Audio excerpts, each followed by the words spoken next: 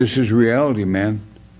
Don't hide nothing. In the last 2 decades, Billy Jack would appear in several shoot-style interviews, some of which he would talk about multiple conspiracy theories and even admit to being involved in unsolved murder. I'm not here to win friends and influence people. This is the toughest sport in the world, pro wrestling. And I'm not out to hurt anybody at all. I'm out to break their necks and take them out of here. Because that's what I come here for. Punk is for the unified title. And this week, I'm taking that home too. Everybody else can kiss my butt. Billy later on would claim he had been witness to a high-profile unsolved case referred to as the Boys on the Tracks, which took place in August of 1987 and involved a high-profile politician. There are an awful lot of stories involving murders about Billy Jack Haynes. He was trained by Stu Hart in the Hart Dungeon in the early 80s when Billy Jack Haynes... Where all the best men are made. Yeah. He was described at the time in the 80s as he was huge, he was good looking, and he was muscular. Right. And that would get you pretty much to the top of the card during the 80s in wrestling. I'm Billy Jack Haynes, former World Wrestling Federation wrestler. Today I come with no mask, I come with no hidden voice, I come to you straight face to face because this is reality, man. Don't hide nothing. 30 years ago, I witnessed the murder of 2 teenagers on the railroad tracks August 23rd, Alexander, Arkansas. 27 years of that, I was a drug addict on pain pill medication.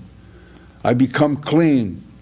It kept bothering me and bothering me and bothering me, and finally, here I am coming forward. So Billy Jack Haynes says that, yes, these 2 boys were walking through the woods and they stumbled upon them while they were all out there. No one has ever been charged with these killings. It's one of Absolutely those dreadful. awful. Next time I flew down, they wanted me to come down on my own, meet Barry Shield, and Barry Shield had a politician that he wanted me to meet. When a man walked in with what looked like 2 bodyguards who walked ahead and set up about 20 feet ahead of us. And the man was Bill Clinton. I didn't know who he was. To the head investigator who was working the case, Billy Jack Haynes took a lie detector test and it came back inconclusive because at the time, Billy had some health issues affecting the test. But it was taken into account Billy would essentially be risking his freedom and possibly his life by coming forward, and knew some of the people directly involved. 3 law enforcement officers, 2 attorneys/politicians, and a bouncer for a local nightclub. He also named the governor as having directed the event, went as far as to meet with the mother of one of the victims and a private investigator working the case. ProWrestling.net does say Haynes is not listed as having worked for the WWF live events for the night in question. He also worked a couple nights later at a taping in San Francisco, which would be an airtight alibi for where he wasn't.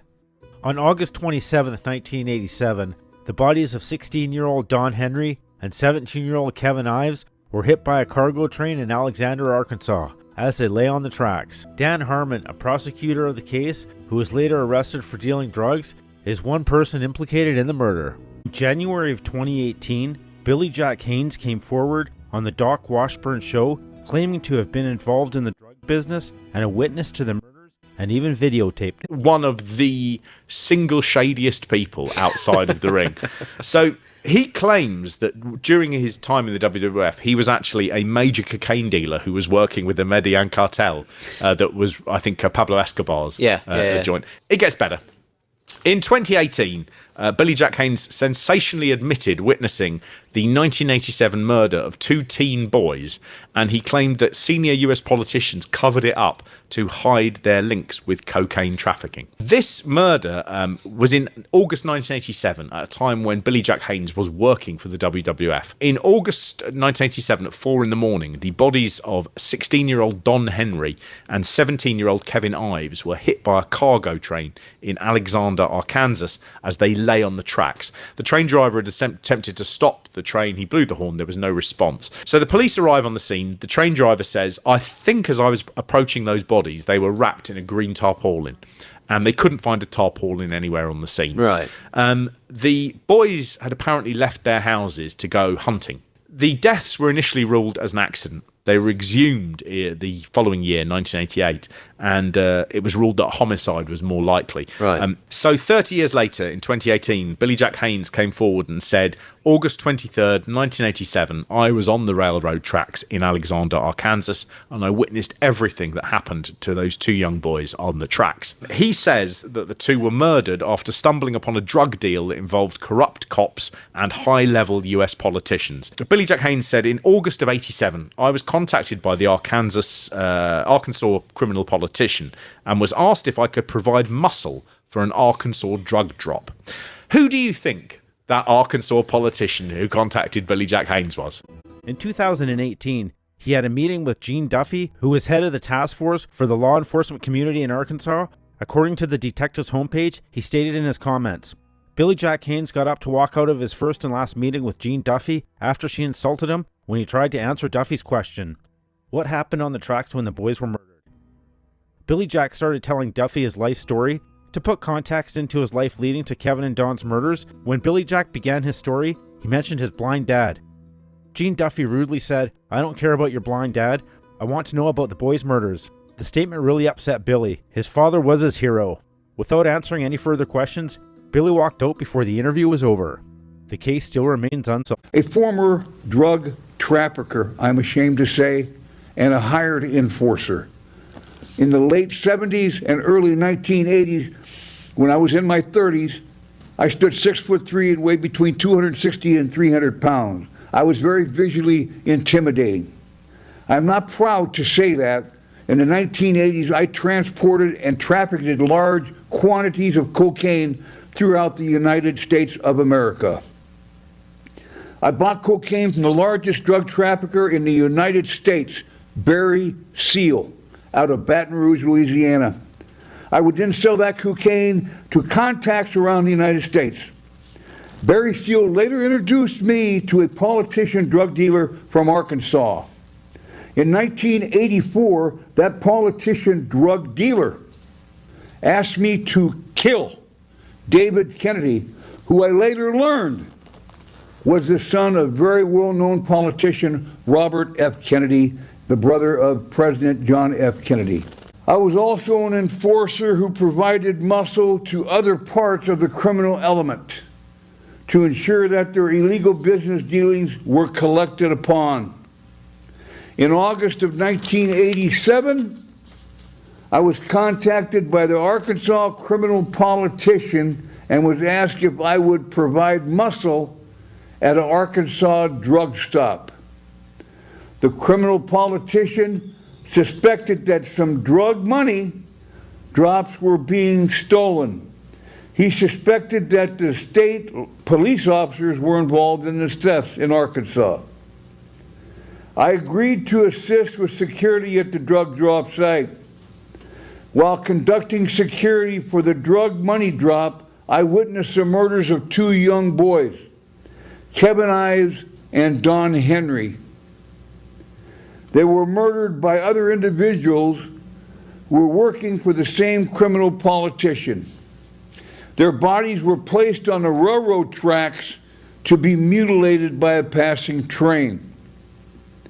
In late 2016, I contacted Linda Ives and informed her that I was on the railroad tracks, and when her son was murdered, I was there.